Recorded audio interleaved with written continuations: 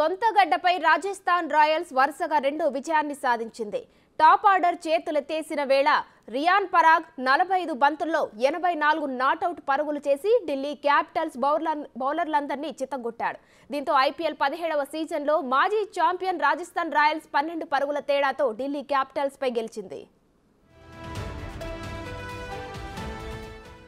Toss గెలిచిన Delhi bowling ఎంచుకోగా ముందుగా batting కు దిగిన రాజస్థాన్ 20 ఓవర్లలో 5 వికెట్ల నష్టానికి 185 పరుగులు చేసింది.